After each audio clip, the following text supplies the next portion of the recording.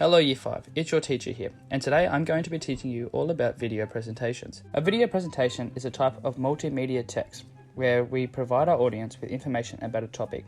A really great example of this is something that I'm sure you're all familiar with, and that's YouTube.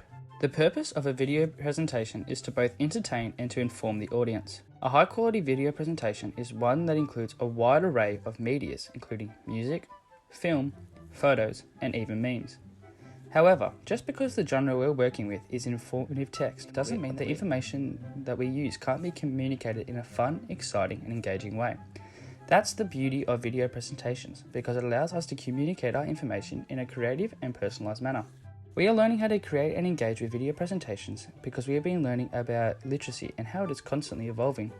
We no longer consume information through print-based media like books and newspapers anymore. We now use the internet and our phones, which contains hyperlinks, videos, audio, and scrolling. Therefore, it is important that we equip ourselves with the skills necessary to appropriately understand how to navigate and read different types of literacy text.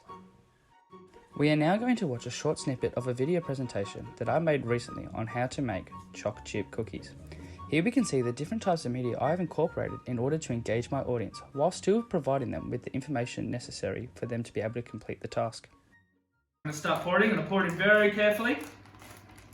Doesn't want to come out. Won't be coming out. There we go. What a start. Okay, we got there eventually, boys and girls. It took me a little bit longer than I thought to pour that sugar into the cup. So here's my first cup of my two. So one. Okay, boys and girls, and here comes my second cup. Just like that. All right, so now I need to mix my ingredients in my bowl that you can see here until it is nice and creamy. Alright, wish me luck because I have to use my old school egg beater. And done. The way we structure an informative video presentation is very similar to how we would structure an informative text. We still need to incorporate an introduction, fact sections, and a conclusion.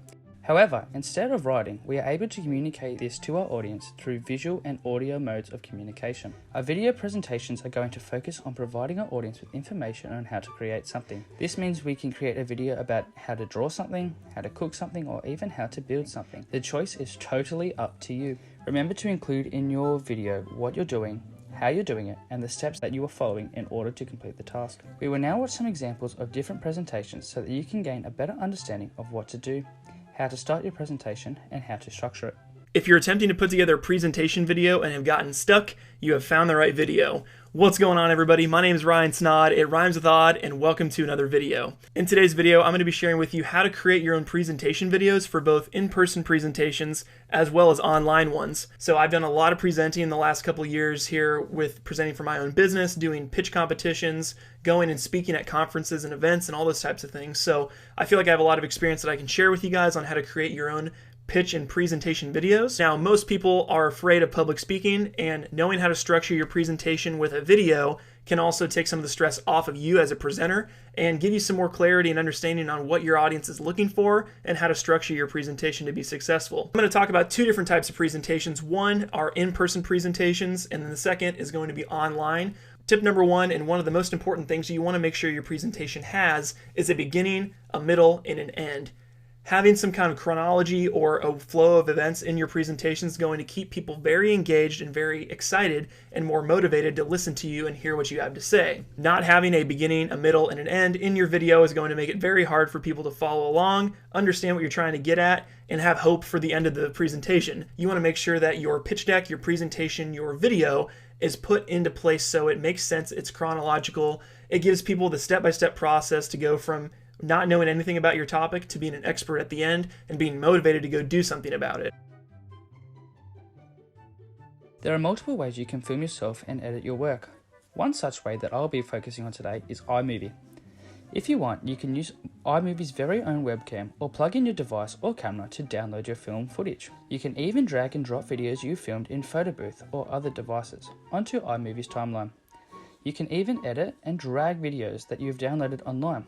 Pick the option that you feel most comfortable with engaging with. When you're in iMovie, you'll see at the top of your screen there are 5 options: My Media, Audio, Titles, Background, and Transitions.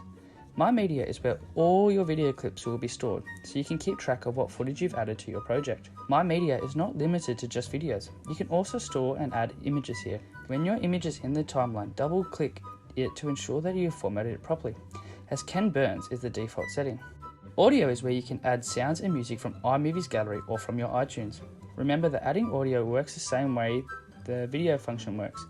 So you can drag outside audios onto your timeline the same way that you can with the videos and images. You can also turn your videos into sounds by dragging them into the music section. Titles. This is where you can edit and add subtitles and fancy headers onto your video. This section is very important for informative projects where you need to give your audience extra information. Background has two options you can choose from: interactive maps that you can use as animations and color backgrounds that you can use to put behind your text. And finally, transitions. This is where you can add edits to make your projects more professional or fun by properly transitioning from scene to scene.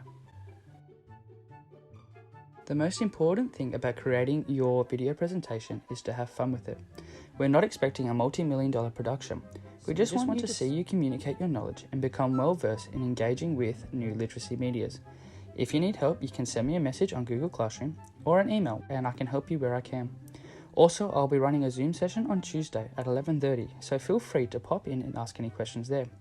Enjoy yourselves, Year 5. I'm looking forward to seeing your amazing creations.